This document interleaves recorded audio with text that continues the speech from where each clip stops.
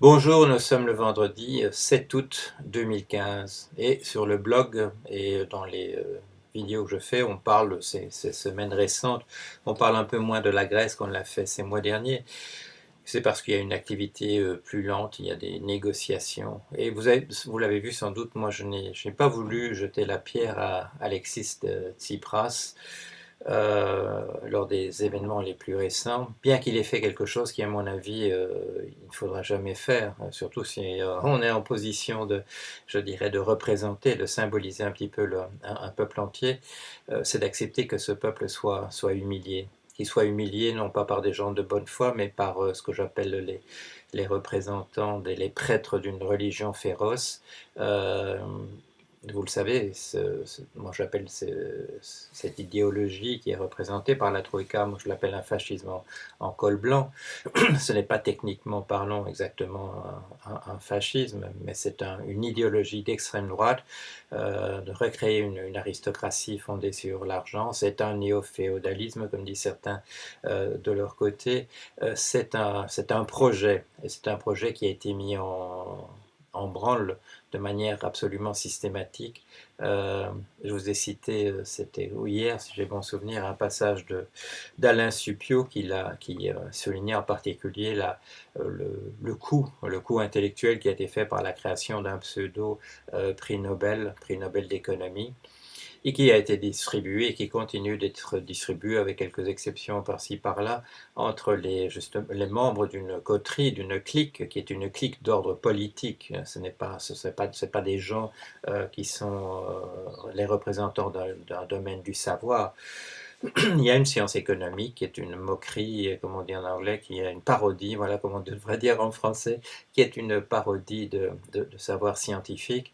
Il y a pas, évidemment, il ne faut pas tout jeter à l'intérieur de cela, mais toute la construction est une construction idéologique qui vise à nous imposer un régime politique particulier.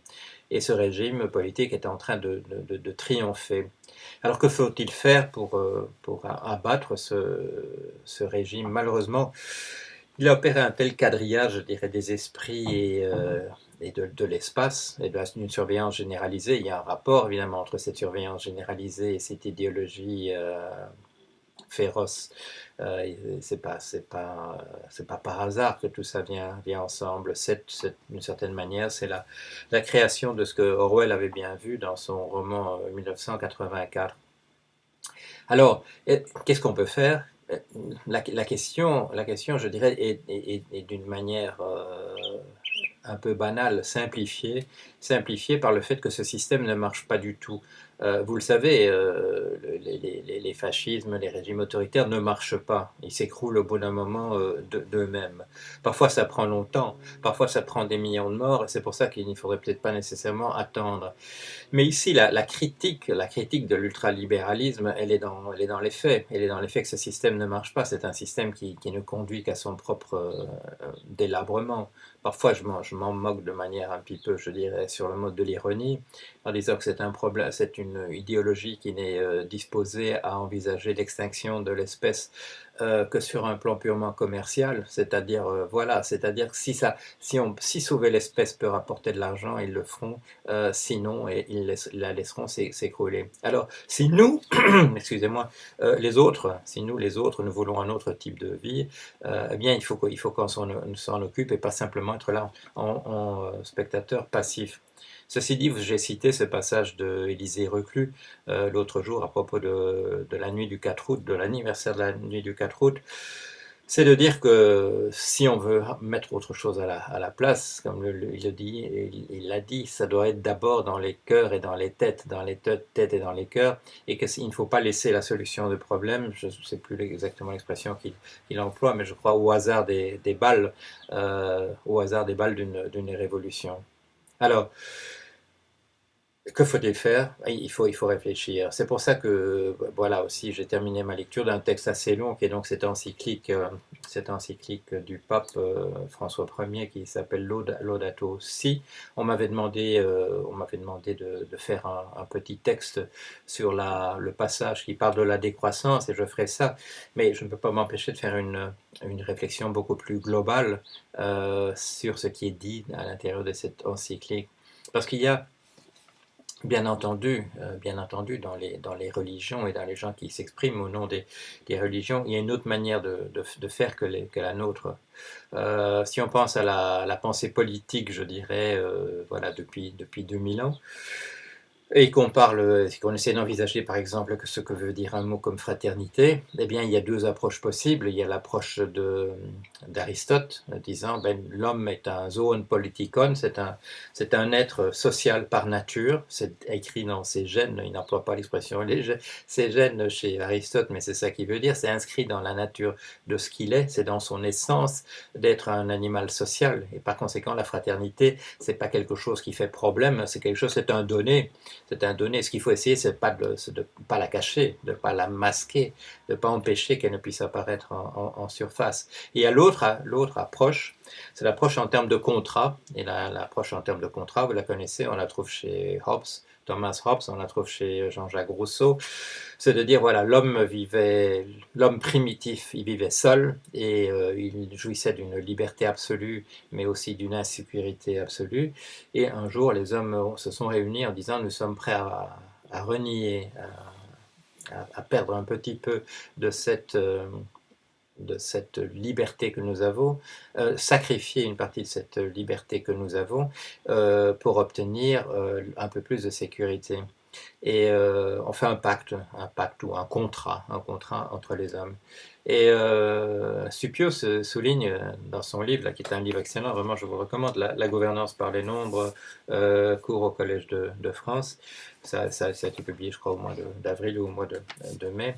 Il insiste sur la liaison entre cet ultralibéralisme et en fait la perspective en termes de contrat. Parce qu'une fois qu'on envisage les choses dans la perspective du contrat, eh bien tout peut devenir un contrat lié aux devoirs et aux libertés des uns et aux autres. Vous voulez respirer de l'air propre, mais mon voisin a lui la liberté de polluer l'environnement.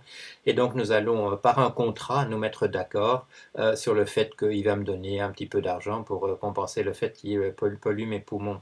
Alors ça conduit aux taxes carbone et des machins comme ça, c'est-à-dire en fait, à prendre le problème, justement, comme je le disais, dans cette perspective qui est grotesque. C'est M. Ronald Coase qui a inventé ça, et bien entendu, il a reçu de ses petits copains un prix Nobel d'économie pour avoir dit de telles âneries.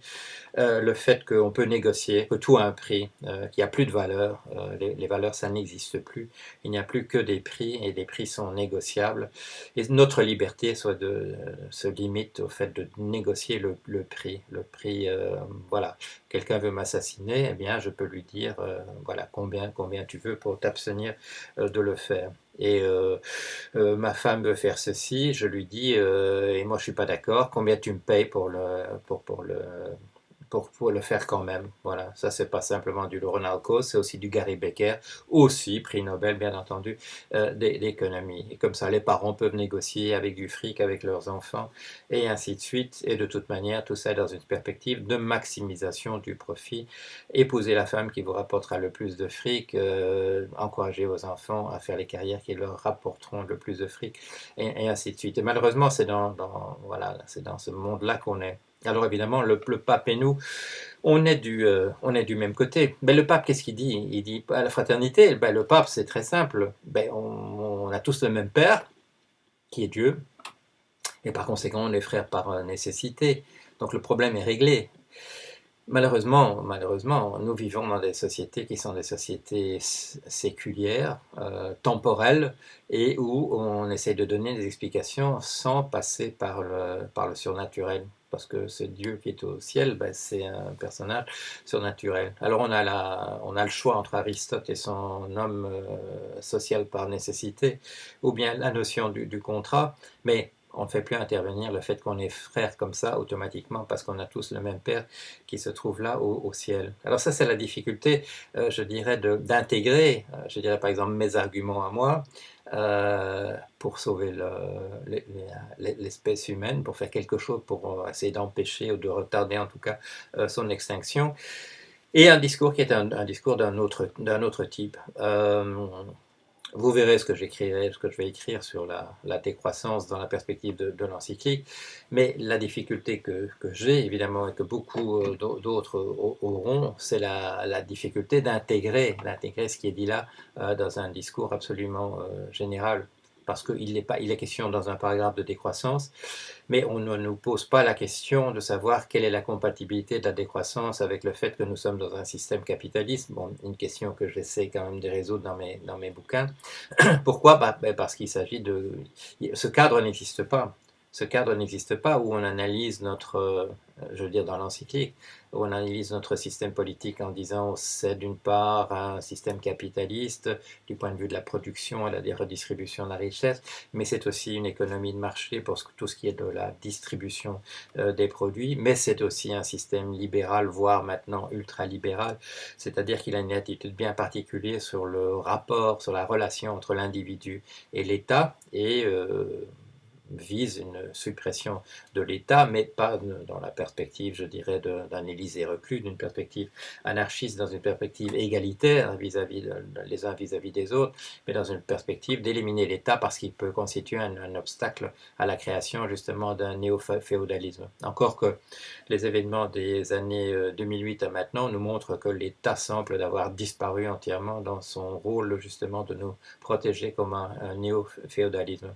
Alors vous avez vu, il y a un débat, j'aime bien ce débat sur l'avenir de l'hydroélectrique en France. Ça pourrait paraître un débat sur des questions, je dirais, tout à fait particulières, mais c'est un débat sur cela. C'est un débat sur le rôle de l'État. Est-ce que l'État peut encore nous défendre contre le néo-féodalisme, l'ultralibéralisme, l'anarcho-capitalisme, comme il s'appelle aussi, le libertarisme? Est-ce que l'État peut encore nous protéger contre ça?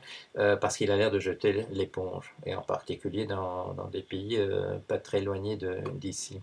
Voilà, une réflexion d'un vendredi. Mais ça avance, mais je crois que le point le plus important, c'est qu'il faut avancer sur le terrain, il faut poser les questions, je dirais, au niveau grassroots, comme on dit en anglais, au niveau citoyen, au niveau des initiatives locales et ainsi de suite, et internationales et nationales, etc., absolument à tous les niveaux. Mais aussi, il faut qu'on fasse ce travail sur les têtes et sur les cœurs, comme dit Élisée Reclus, parce que il faut que ça avance d'un même pas. Et comme il y a une urgence, eh bien, il faut aller vite. Voilà, même un mois d'août, même au milieu du mois d'août. Voilà, allez, à bientôt, à la semaine prochaine probablement.